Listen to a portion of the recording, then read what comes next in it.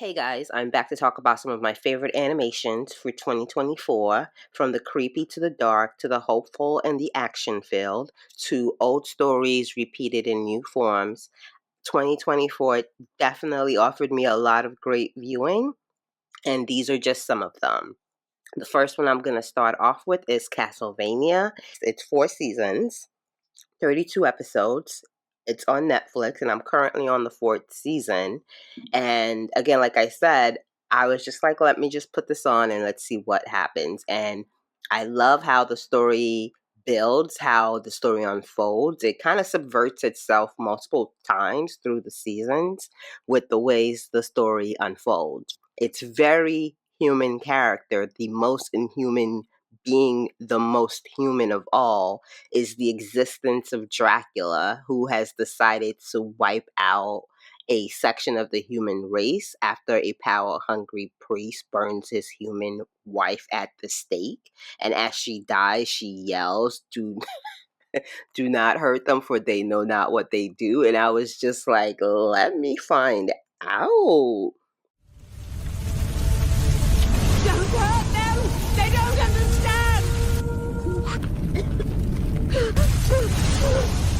I know it's not your... Again, incredibly impressed by the themes of the show.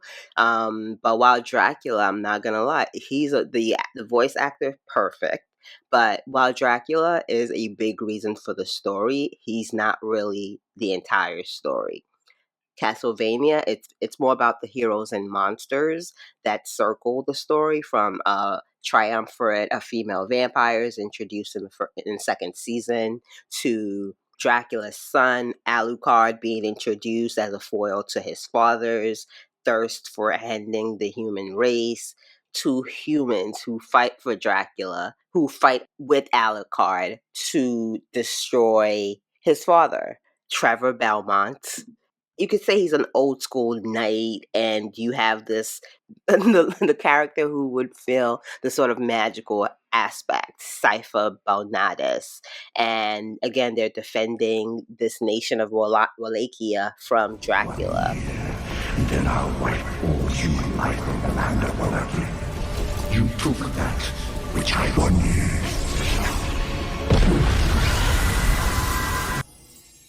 It sounds very cheesy for me to say it, but the show has really good writing that makes you think, and it creates a world filled with well-rounded characters that you want to get to know. And a lot of those characters, even if they're not part of the story long term, the nuance, the impact that they have, chef's kiss. The story is more than just your regular good versus evil, and it plays more often in the gray and nuances of good and evil. The next show I want to talk about is Twilight of the Gods. This actually has its own independent review already on YouTube. Twilight of the Gods is an adult animated television series, and it's based on Norse mythology. Of course, it's a Zack Snyder production, but do not let that do not let that discourage you from watching it. So, cast of characters amazing. Favorites, you've got Sigrid, this half human, half Jotun warrior woman who swears revenge on Thor after he interrupts her wedding and slaughters her clan. And Thor is just like the worst person, the worst iteration of Thor. Now, of course, you've got Sigrid becoming engaged to King Leaf, and just how that love quickly turns into this revenge-filled expedition in which this man who loves her is more than willing to go on. But you see that even with him supporting her through it, as she gives herself over more to the intent of revenge, she loses a piece of herself.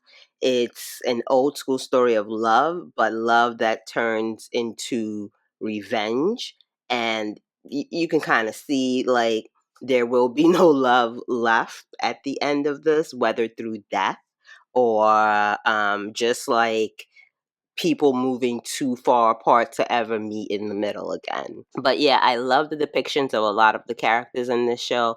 we've mentioned Thor. We have Apollo.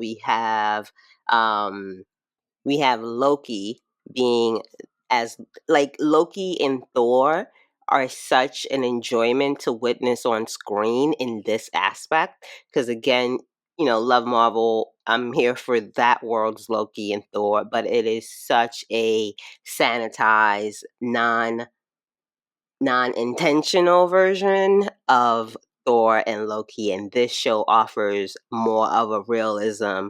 It introduces us to new worlds. We get to see Asgard. We get to see these demon realms. We get to see these drug-fueled moments of ecstasy. We get to see these flashbacks of um, Odin and Thor capturing Loki's kids. So again, in terms of just taking you on a journey visually, it's really well done. And like I always say, I do wish like Zack Snyder would just stay in a lane because when he tries to do all the lanes is sort of when he gets into trouble. But yeah, I really enjoyed this. One of my favorite characters outside of Secret is Loki. And because again, while he's sort of still portrayed as the mischievous troublemaker, there's a depth to him that when you see it, you're like, oh, no, go back to being mischievous. And as the viewer, you get to go on this journey with Sigrid and this crew that she rounds up.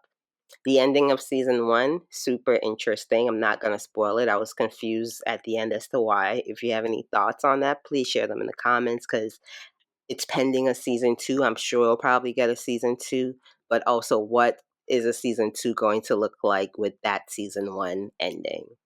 Next up, we have Blood of Zeus, formerly known as Gods and Heroes. This one's also an American adult animated fantasy action television for Netflix, produced by Powerhouse Animation Studio and animated by South Korean studios Moa Film and Hanho Hyung-up. First season came out in 2020. Again, I am so late to a lot of these animations, but I watched them all in 2024, so it counts. Blood of Zeus is set in ancient Greece. The story revolves around like this dude named Heron.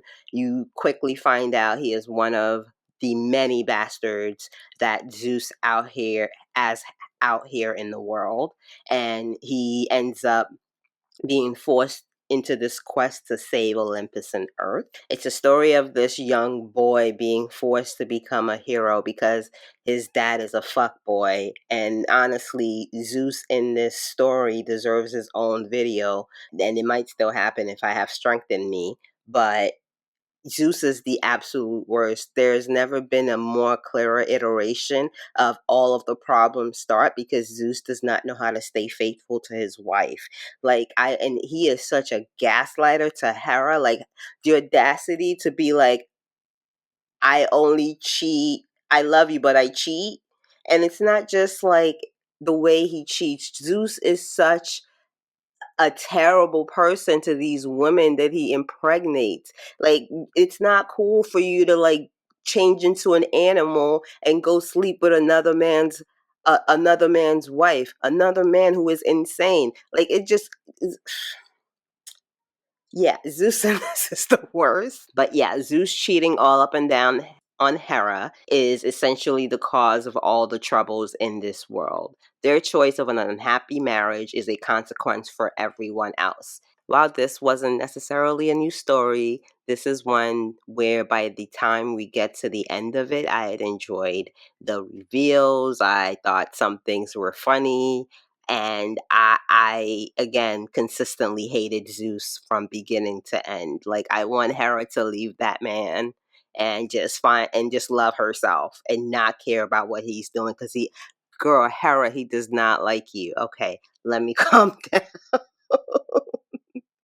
Let me calm down. I also enjoyed the visuals, loved it. Again, yeah, the visuals and the animation are pretty good, and it matches with it. It matches with its intention of telling an epic story of the gods. Another animation that I want to mention is Heaven Official's Blessing, which look, I completely forgot this even came out in 2024, but that's also because it came out like January of 2024. I loved it. I enjoyed it.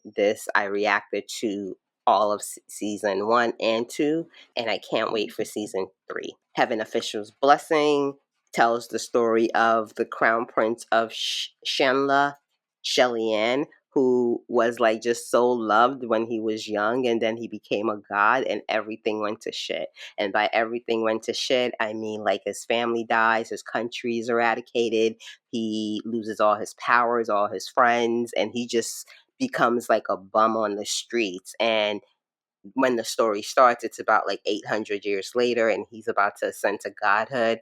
And with his ascension to godhood, we also get the introduction of Hua Cheng, who is this ghost god who has been looking for him, following him, worshiping him all these years. He's basically in love with Shelly-Ann. But outside of our main two, we have this bigger world. We've got a mystery. We've got murder, crimes, a lot of personalities, and unintended consequences of shifting alliances. We also get a couple of good sword fights. Yeah, Heaven Official's Blessing continues to remain a favorite for me in all the ways, whether it's book form or animation form. I love the story. I love how the animation takes so much material and condenses that, but still presents the narrative in a way that's consistent to the spirit of the novel. A new favorite for me also in 2024 is Ooku the Inner Chambers. I'm actually reacting to this or reviewing this for my patrons. There's a preview video somewhere on the YouTube feed as well. But yeah, Ooku the Inner Chambers explores like an alternate history of Japan where like a good percentage of the male population has been killed due to like a disease. And again, it takes over like 75% of the men, which like just imagine what that would look like. It just severely ends up changing not just history, it changes behavior, it changes how the home is managed, and it leads to a female shogun taking over Japan first in secret because like the royal family was like, oh shoot, the male is dead, we have no one in the lineage to continue. So they take this bastard daughter of the shogun and make her dress as a man, make her not even just dress as a man, live as a man. And she ends up becoming the first shogun who takes over. And then eventually, like, female shoguns come out and they're like, yeah, we're actually women ruling, and all of that is something that, you know, I'm just saying, I'm like, yeah, I love that, yay women. And it's like, no, not at all.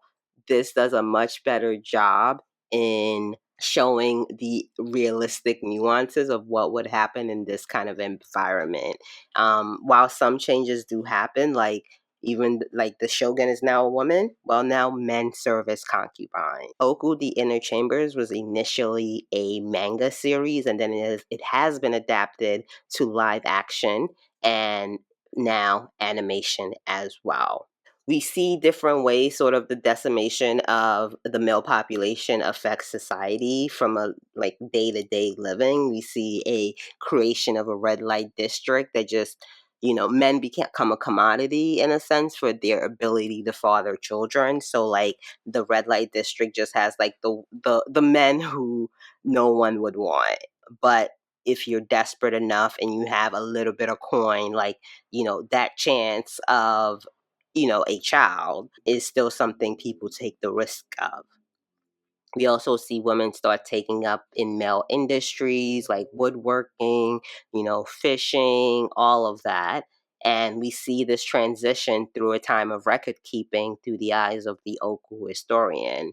One of the things the show also does initially is you have the men are given names of women. So all the male concubines who get taken in to the palace, their names are changed into women's, and the female shogun, they or like you also have daughters of noble households who take on the role of a male, their names become changed throughout history, right? And you'll be reading a story, if they're telling you literally, well, this person was a woman, this person was a man, you wouldn't question it. You absolutely would not question it. So I like how Oku kind of takes the play on gender as to what gender norms are, how we buy into it, how it affects family dynamics.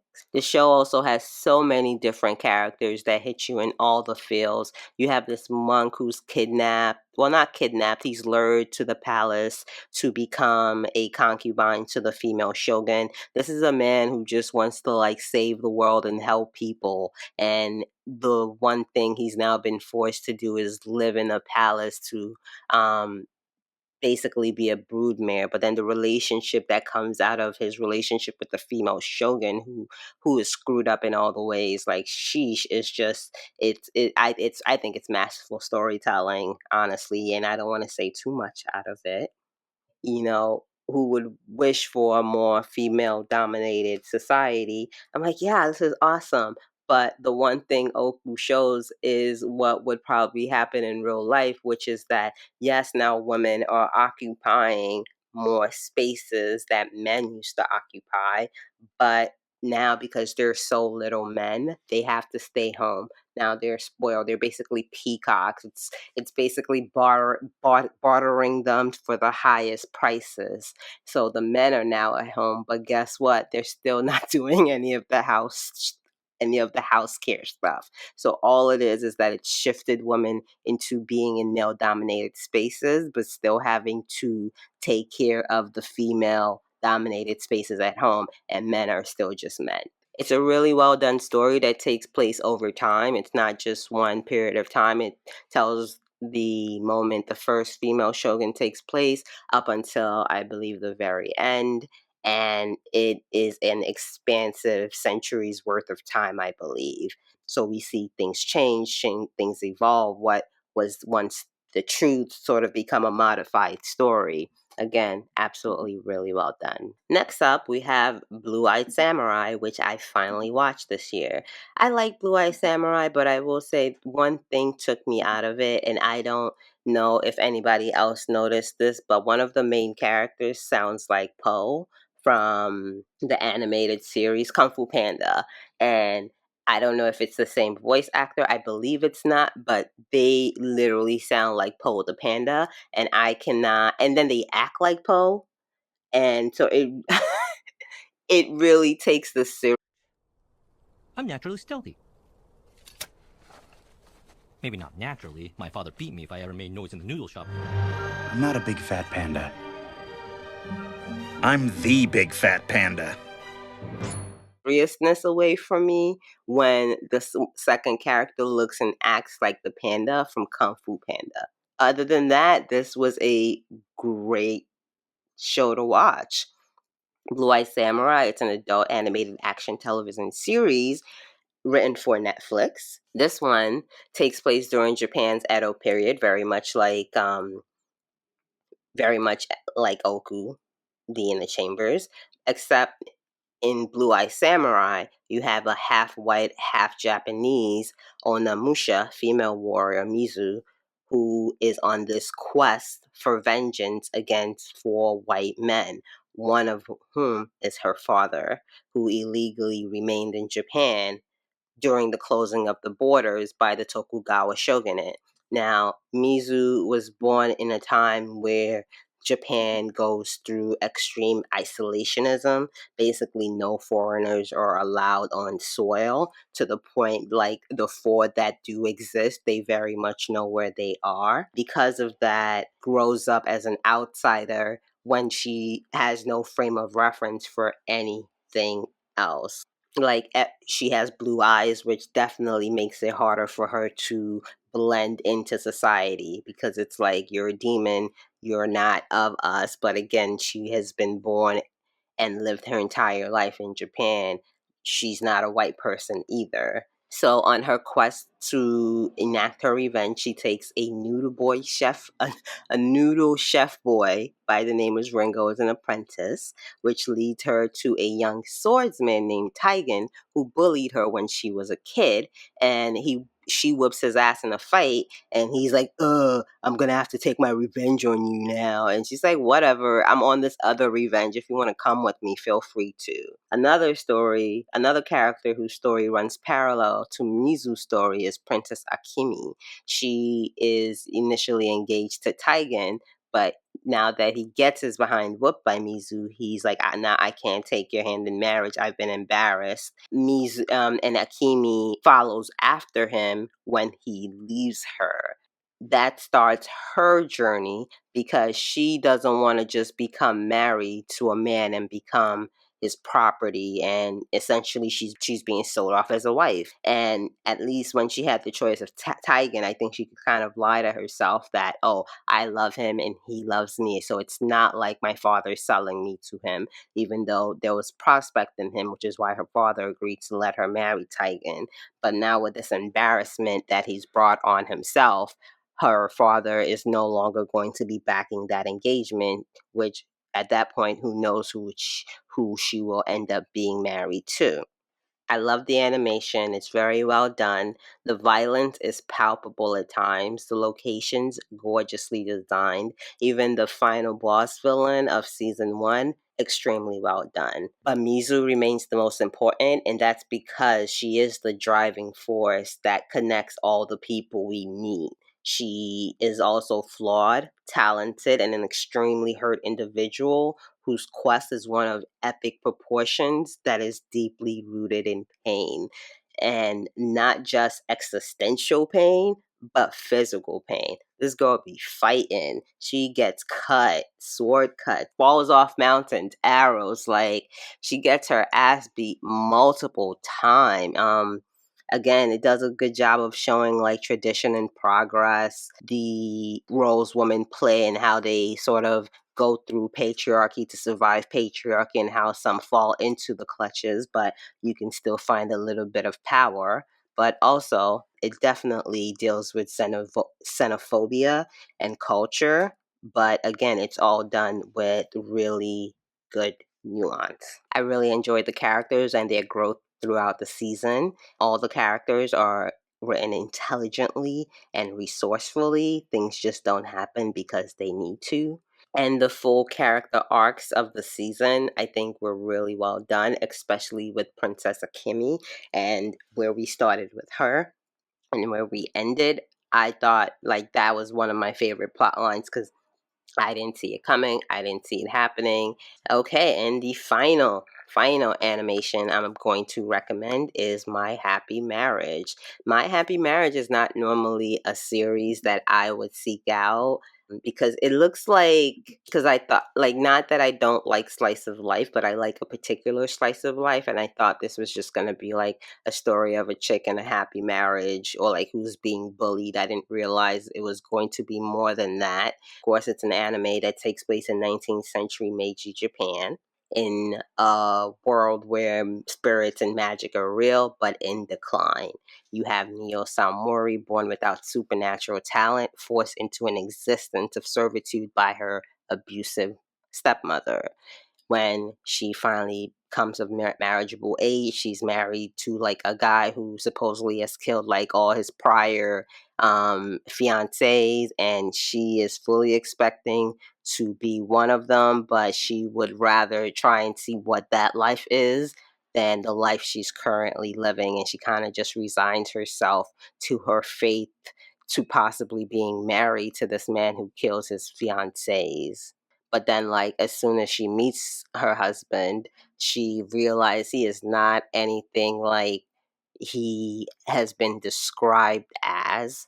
And by meeting him, getting to know him, her existence starts to take on a different shape, it reveals a different nature because she's now finally allowed to live for once, to live for herself, to be a person and not someone who feels the need to hide or please or take in the failures of others as her own. She gets engaged to Kyoka in the first season, and they become a unit, slowly getting to know one another. It's like the cutest effing thing ever. At the same time, there's like plotting going on from the imperial household. Mio's entire life was just like being treated shittily, and because she doesn't have any magic power, when she is then engaged to Kyoka and starts to live with him, we start to see the power she actually has.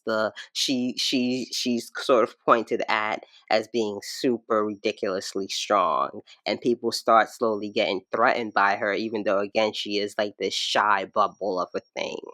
Her and Kyoka slowly start to trust in one another.